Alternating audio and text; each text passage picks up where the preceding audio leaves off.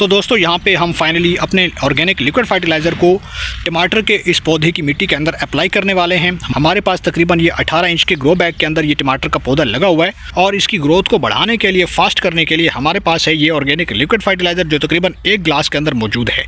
तो कुछ इस तरीके से आपने मिट्टी के अंदर इसे डायरेक्ट अप्लाई कर देना है। अस्सलाम वालेकुम दोस्तों, welcome to my organic plants garden. दोस्तों, पौधों की ग्रोथ अच्छे से नहीं चल पा रही, फल फूल नहीं लग पाता, पत्ते जो है वो झड़ जाते हैं, पीले हो जाते हैं, कुछ ख़ास जो है पौधों के ऊपर डेवलपमेंट नहीं हो रही, फ्लावर आकर गिर जाते हैं या कमज़ोर हो जाते हैं, तो आप भी मेरी तरह से ये ऑर्गेनिक लिक्विड फर्टिलाइज़र तैयार करके पौधों में डाल सकते हैं। इस फर्टिलाइज़र को इस्तेमाल करने का जो सबसे बड़ा बेनिफिट है वो यही है कि हमारे पौधों की मिट्टी इससे फर्टाइल रहेगी और इस फर्टिलाइज़र के अंदर मौजूद है पोटाशियम, फास्फोरस, कैल्शियम और दूसरे कई अहम न्यूट्रिएंट्स जो हमारे पौधों की जड़ों को मिलेंगे और इससे हमारा पौधा ताकतवर बनेगा और जड़ें मजबूत बनेंगी। तो ये ऑर्गेनिक लिक्विड फर्टिलाइज़र कैसे तैयार हुआ है, इसको इस्तेमाल करने का तरीका क्या है, मुकम्मल इन्फॉर्मेशन आपको इसी वीडियो के अंदर देने वाला हूं, इसलिए आपने वीडियो को एंड तक देखना है।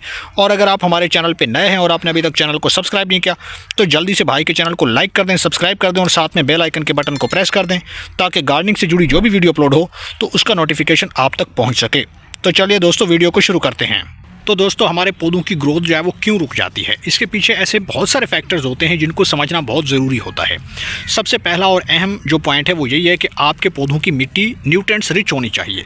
यानी जब भी आप शुरू में कोई पौधों की नर्सरी तैयार करते हैं या फिर कोई ऐसा पौधा जो नर्सरी तैयार करने के बाद आप किसी बड़े ग्रो बैग के अंदर शिफ्ट कर रहे होते हैं, तो आपको मिट्टी जो है वो अच्छे से तैयार करनी होती है। This is the first step. और इसमें आपने क्या करना होता है कि पौधों की मिट्टी के अंदर आपने कोई भी कंपोस्ट ऐड करनी होती है। इसमें आप चाहे तो गाय के गोबर का खाद डाल सकते हो जो वेल रोटेड होना चाहिए।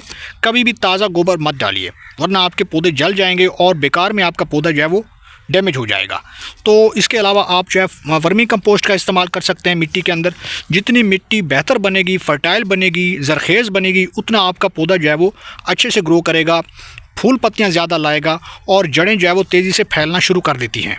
दोस्तों, इसके बाद जो दूसरा अहम पॉइंट है वो ये है कि आप हमेशा पौधों को धूप वाली जगह पे रखें। जितना आपके पौधों के ऊपर ज़्यादा अच्छी तरह से धूप पड़ेगी पत्तियों के ऊपर, उतना ज़्यादा पौधा आपका घना बनेगा, लश ग्रीन बनेगा और फूल पत्तियां भी ज़्यादा आएंगी। अगर आपके पौधों की ग्रोथ अच्छे से नहीं चल पा रही तो हो सकता है कि आपके पौधों की मिट्टी के अंदर फंगस लगा हो। मेरी बहुत सारी वीडियोज़ मौजूद हैं फंगीसाइड तैयार करने का, आप भी आसानी से कोई भी फंगीसाइड तैयार करके पौधों की जड़ों में डाल सकते हैं। इसके अलावा दोस्तों, आपने इस बात का ध्यान रखना है कि जितने भी हमारे टमाटर के पौधे होते हैं या चिली प्लांट्स होते हैं, उनकी मिट्टी हमेशा आपने इस तरीके से तैयार करनी है। ये पोरस होनी चाहिए, ये हार्ड नहीं होनी चाहिए। इसके लिए आप कोशिश करें कि भल मिट्टी का इस्तेमाल करें जो कि नर्सरी से आमतौर पे मिल जाती है आपको। उस मिट्टी के अंदर नेचुरली काफ़ी सारे ऐसे ज़रात होते हैं, यानी कि रेत के ज़रात होते हैं जो हमारे पौधों की मिट्टी को कभी भी हार्ड नहीं होने देते और वो नरम रहती है मिट्टी। तो जब तक आपके पौधों की मिट्टी नरम नहीं होगी तब तक आपके पौधों की जो रूट स्ट्रक्चर है, नीचे जो रूट बॉल है, वो तेज़ी से नहीं फैलेगा। और जब पौधों की मिट्टी हार्ड होती है तो फिर होता यह है कि आपके पौधों की जो जड़ें होती हैं वो एक ही जगह पर वहाँ पर बाउंड हो जाती हैं और अच्छे से ग्रो नहीं कर पाती। तो ये भी एक बहुत बड़ी वजह है, कॉमन वजह है, ये भी आपके पौधों की ग्रोथ को रोक सकती है। तीसरा और लास्ट पॉइंट ये है दोस्तों कि अगर आपने पौधों की मिट्टी के अंदर पानी ज़्यादा ऐड कर दिया है, ओवर वाटरिंग कर रहे हैं, तो ये भी आपके पौधों को नुकसान पहुंचाती है। क्योंकि आपके पौधों की मिट्टी के अंदर, जड़ों के अंदर बाज़ दफ़ा फंगस लग जाती है, कीड़े लग जाते हैं, दीमक लग जाती है और इससे आपके पौधे की ग्रोथ फिर भी अच्छे से नहीं चल पाती। तो कोशिश करें कि पौधों को पानी जो है कंट्रोल के साथ दें। वाटर मैनेजमेंट करना बहुत ज़रूरी है और ख़ास तौर पे पौधों की मिट्टी का जो टेक्सचर है वो आप देख सकते हैं, हल्का सा मॉइस्चर होना ज़रूरी है। अगर हाई मॉइस्चर होगा तब भी आपके पौधों की ग्रोथ अच्छे से नहीं चलती। क्योंकि टमाटर के पौधे वैसे भी हैवी फीडर होते हैं, तो इनको एक तो खुराक अच्छी से दें, पानी का ख्याल रखें और सनलाइट में रखें।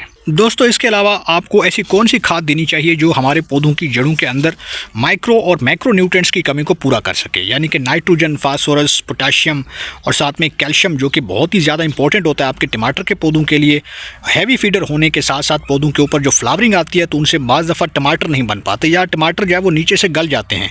तो ऐसे में या फिर ऐसा होता है कि जब भी कोई न्यूट्रिशनल वैल्यू डाउन होती है मिट्टी के अंदर तो पौधे की इम्यूनिटी थोड़ा डाउन हो जाती है और उससे आपके पौधों की पत्ते मुड़ जाते हैं, इनके ऊपर वायरल डिजीज़ आ जाती है, फंगस लग जाता है या लीफ माइनर का अटैक हो जाता है या लीफ कर्लिंग हो जाती है। तो इन सब से बचने के लिए आप कोशिश करें कि पहली बात तो यह है कि आप कोई भी स्प्रे कर सकते हैं पौधों के ऊपर नीम ऑयल का, और आपको साथ में इस्तेमाल करना है मिट्टी के अंदर ये लिक्विड फर्टिलाइज़र। अब ये ऑर्गेनिक लिक्विड फर्टिलाइज़र हमने कैसे तैयार किया है, कब कब देना चाहिए पौधों को, तो इसके लिए आपने करना ये है, आपको चाहिए पुराना बेसन। इस पुराने बेसन की जो न्यूट्रिशनल वैल्यू है काफ़ी ज़्यादा होती है, क्योंकि इसके अंदर मौजूद होता है फास्फोरस, कैल्शियम और पोटेशियम, जो हमारे पौधों के ऊपर फल फूल बढ़ाने में ज़बरदस्त तरीके से काम करता है। तो आपने ये तकरीबन हाफ़ चम्मच लेना है और कुछ इस तरीके से इस ग्लास के अंदर डाल देना है।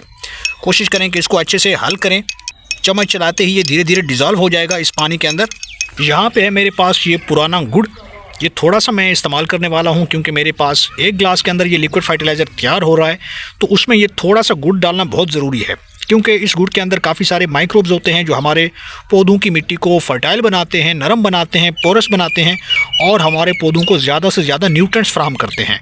तो इसका थोड़ा सा हिस्सा जो है आपने कुछ इस तरीके से मिला देना है।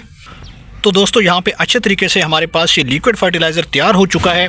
गुड़ और जो बेसन हमने इसके अंदर डाला था वो अच्छे तरीके से इसके अंदर मिक्स हो चुका है।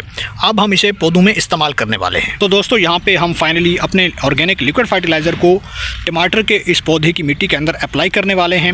हमारे पास तकरीबन ये 18 इंच के ग्रो बैग के अंदर ये टमाटर का पौधा लगा हुआ है और साथ में पौधों के ऊपर ज़्यादा से ज़्यादा फ्लावरिंग लाने में मदद करता है।